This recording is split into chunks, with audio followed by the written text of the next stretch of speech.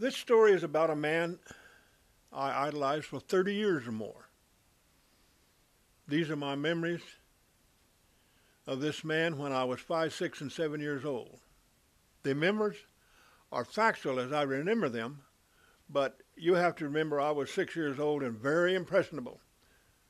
I am now 79 years old, and I call this story A Boy's Idol Who Wasn't. When I was 5 years old, we moved into a medium-sized cattle ranch and farm in the Texas Panhandle. My dad farmed some of the acreage and managed the rest for two brothers who were building a large herd of Hereford cattle. The brothers had inherited a lot of money from their mother and went about neighboring ranches buying small herds of cattle. My dad and I would then ride our horses to those ranches and drive the cattle back to our ranch. Now, my dad was primarily a farmer, but he was a very good horse wrangler and a cowboy. Also, I had my own horse and can ride and herd cows pretty well, too. I was a wannabe cowboy for sure. I have some fond memories of those cattle drives with my dad, but that's another story. Maybe I'll write about those sometime. This story is about a rancher who lived down from our ranch. His spread was several times larger than ours, and when he had roundups, he had 15 or 20 cowhands on the drive.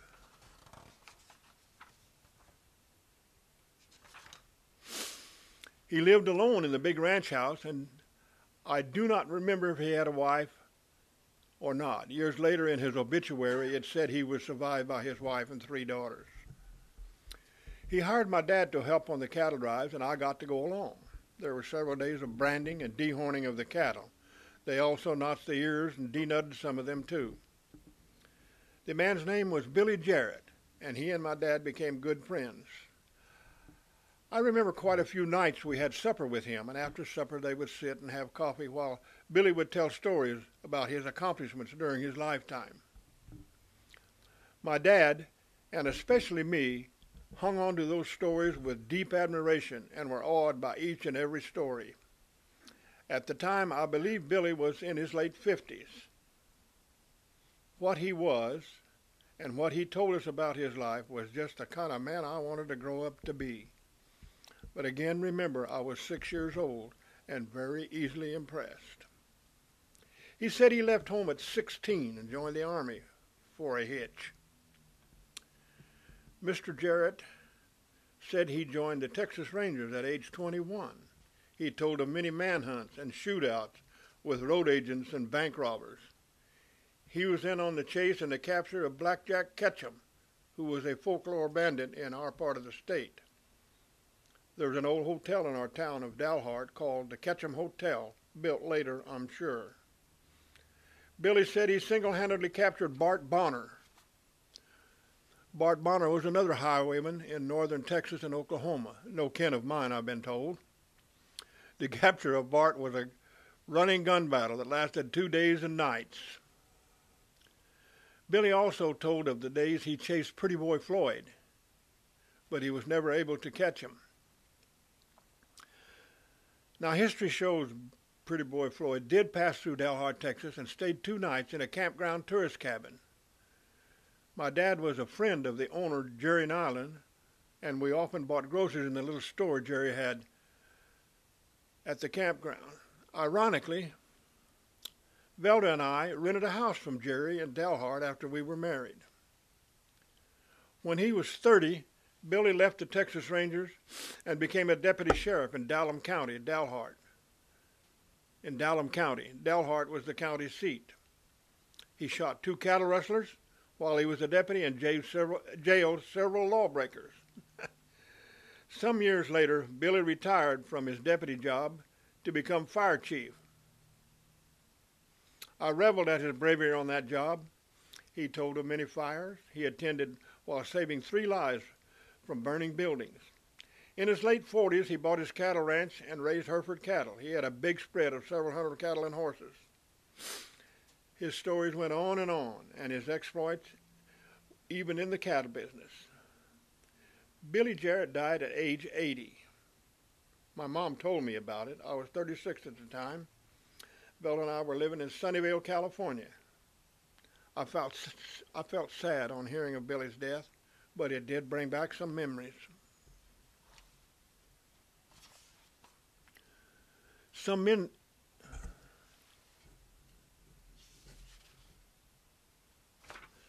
Some many years later, my mother passed away, and while we were going through her things, I came across a scrapbook. And while leafing through it, I found a 3-column article about Billy Jarrett.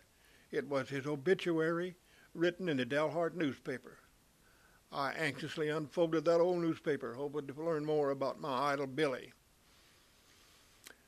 As I began to read that article, I soon realized that I was reading about a man totally different from the Billy Jarrett I had listened to so many years ago.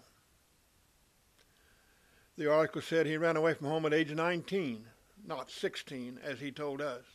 He never went home for 11 years, during which time he worked and traveled his way to Texas. He worked at odd jobs and labor camps most of the time. No mention of the Army, nor the Texas Rangers, nor the capture of anyone. I have since read a book about road agents, bandits, and highwaymen who terrorized northern Texas and Oklahoma. That book told about Black Jack Ketchum and how he was shot somewhere in Oklahoma by another outlaw. Another big falsehood. Billy's travels led him to Old Tascosa, New Mexico, where he had his own transfer and drayage business between the Fort Worth and Denver Railroad and the town of Tascosa. He never drank or gambled and was superintendent of Tascosa Sunday School for 3 years.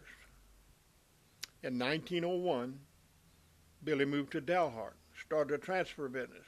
It was in Dalhart he met his wife and where they lived for the rest of their lives. About 10 years later, after Billy's death, I hired an elderly man as a night watchman in one of our housing tracts. His name was Luther Corbel.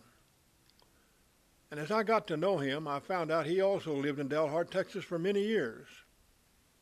We became good friends, and often on my way home I spent time chatting with him. One night we were discussing where each of us lived in Dalhart, and would you believe it? He lived at Jerry Nolan's campground and tourist camp. Before I could ask him, he said, "I was there when Pretty Boy Floyd was there." Thinking about Billy's story, I then asked Luther if he knew Pretty Boy was there. If the law knew Pretty Boy was there. Luther said, "No. He was gone 3 days before the law even knew he was in town." So another story turns out to be untrue. Billy was not a deputy sheriff. Seems like he didn't even know any cattle rustlers, much less captured any. Now, the fireman's story, the Dalhart Fire Department was always a volunteer firehouse. I'm sure there was a chief, but Billy never held that job. The obituary said Billy was a fireman there since it was founded. The article never mentioned any rescues by Billy or anyone else. The article did say, for the first time in history of Dalhart Fire Department, William A. Jarrett, Uncle Billy, he was called, would not be around to lead the grand march at the Firemen's Ball held on Washington's birthday. And the fire department honored Billy by blowing the fire whistle 30 minutes before his funeral. It was one of Billy's last requests. Now we come to the cattle ranch he told us he owned. This part of Billy's life and stories is so vivid as I actually lived and saw that ranch. When my mother told me about Billy's passing, we talked a little about him, and I asked her if she remembered his ranch and cattle drives that I and my dad went on. It was then that I found out he didn't even own the ranch. He managed it for a man who lived in Amarillo, Texas. He did not own any of the cattle or any of the land. It didn't register with me at that time too well. I could only think about the good times I had there. I couldn't remember if Billy ever actually went on any of the drives. I did remember there were lots of cows, lots of men, lots of yelling of both men and cows. I couldn't believe his obituary did not mention that ranch. But back to my reading of the obituary. When I finished reading it, I just sat there with a feeling of total disbelief. I think for a minute that all my energy was drained from me. I have for the past 30 years or more thought of Billy Jarrett many times, wondering about all those stories that I have held in my mind all these years. I wondered how and why a man could tell such stories that were so blatantly untrue they all sounded so real.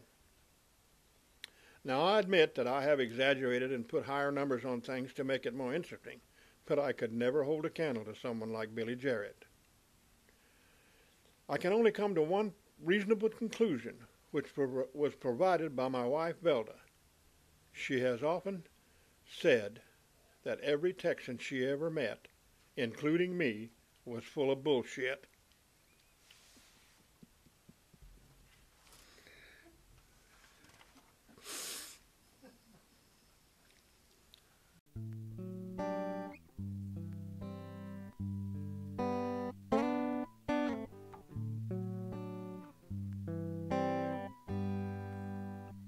Can I say something else? And I want to thank the cameraman and his crew. Thank you very much.